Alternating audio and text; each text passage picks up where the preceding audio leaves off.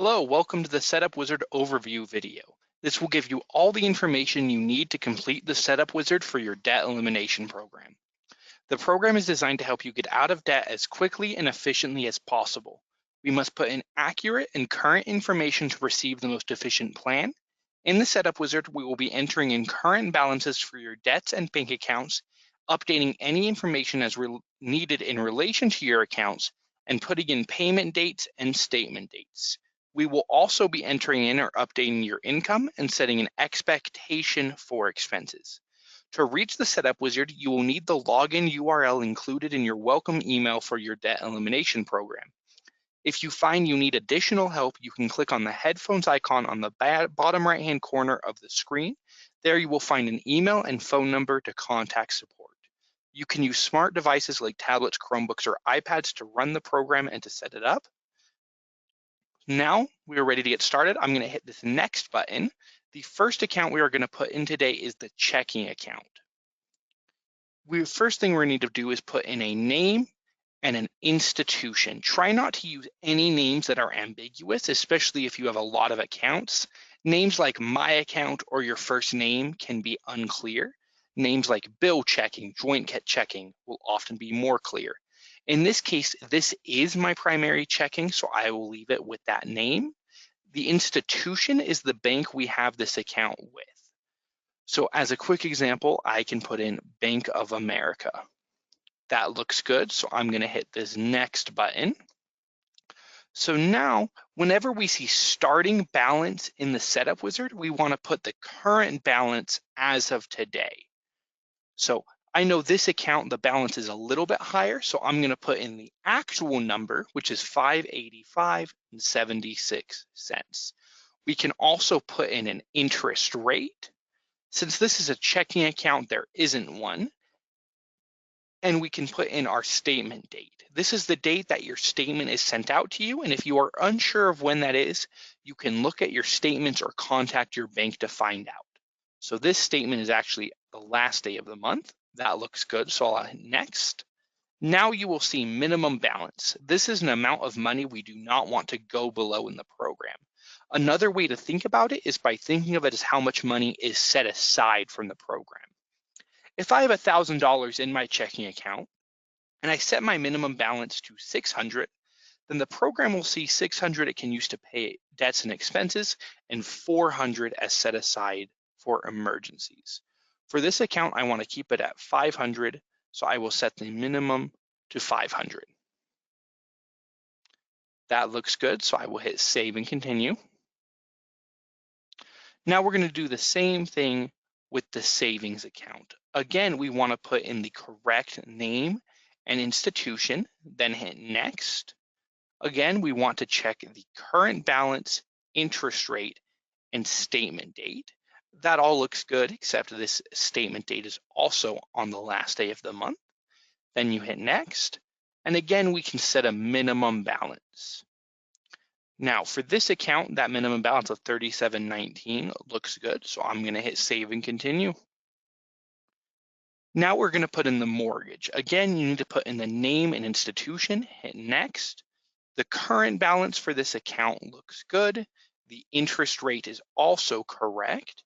You will notice that we have a remaining term right here. So this is how many months left are on this mortgage. In this case, 347 is correct, so I will not need to change that. Then you can check the total payment. This is the total amount of money you pay on that mortgage per month. Escrow is the amount of that payment that goes toward the escrow. That all looks correct. Same thing, we need to set the payment date. This account is actually paid on the 1st of the month, and the statement comes out on the 6th. That looks good, so I hit next. On this page right here, we only need to worry about which account this is paid from. This is paid from the checking, so I will set it like that, and then hit save and continue. So now this account is a car loan. Again, we can put in a name, a lender, hit next. Check our current balance, that looks good. Rate and term both look good, and the payment amount looks good. The payment date for this account is the 20th, and the statement is the last day of each month. So that all looks good and correct. So I will hit next. And again, we can set what account this is paid from. In this case, that's the checking. So I will hit save and continue. Okay, so now we are on the credit card. The name and lender work the same. The current balance for this account has not changed yet. The rate is correct. And because this is a credit card, instead of a space to put in the term, it will allow you to put in a credit limit. This is where you put the limit you have for this card. In this case, 19,000 is correct. You will also see a spot to put in the minimum payment. The minimum payment for this card is $25. By the minimum payment, you will see the or interest plus percentage. This is stating that you will pay whatever interest you are accruing plus 1% of your balance. Between the minimum payment you entered and the or percentage, the program will have you pay whichever one is higher. It will choose the more efficient payment. The payment date for this card is the 20th of the month, and the statement date is on the 25th of the previous month. That all is correct, so I will hit next. This account is also paid from the primary checking, so now I will hit save and continue. This is another credit card. We put it in the exact same way. Name, lender, next, balance, rate, limit, minimum payment. This one is $20.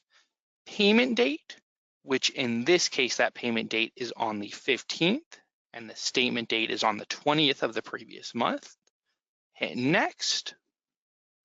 Set the account this is paid from, and you will notice that now we have a credit card in the program. We have the option to use that as our payment account. Now, this account is also paid from the checking, but if you did have an account paid from the credit card, you could set it. In this case, that looks good. So I will hit save and continue. Now, if you had more accounts to add, you can press add account at the top left-hand corner to add them. You can click on bank account to add in checking, savings, money markets, creditor/loan to add in credit cards, loans, lines of credit, or click on mortgage to add in mortgages and HELOCs. Now, I already have all the accounts inputted, so there is no need to add more. This entire page looks good, so I'm just going to hit save and continue. Okay, so now we need to put in the income. Again, we want to put in a name that helps identify what this income is. This first income is a paycheck, so I will name it paycheck. We can set the category to paycheck. The amount is the amount of money you get each paycheck. Frequency is how often this happens. So weekly is once a week, bi-weekly is every other week, for example, every other Friday. Semi-monthly is twice a month on 2 separate days.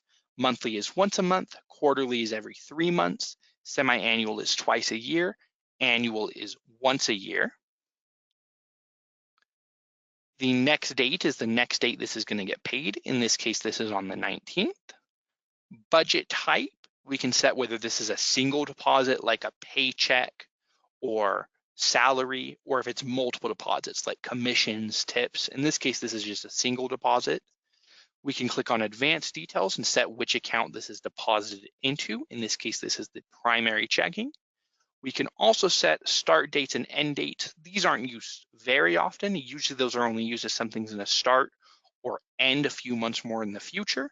For example, like a summer job. We can do the same thing here. So income 2 is also a paycheck, but this is from a side job. So I can put in side job paycheck. Set the category to paycheck. The amount looks correct. This is semi-monthly on the 15th and the 30th.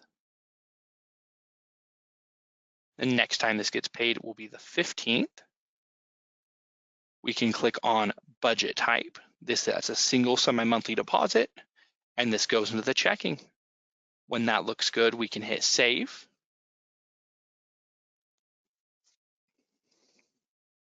Now, if you ever needed to add another source of income, you can hit this green add income button, or you can hit edit, add income.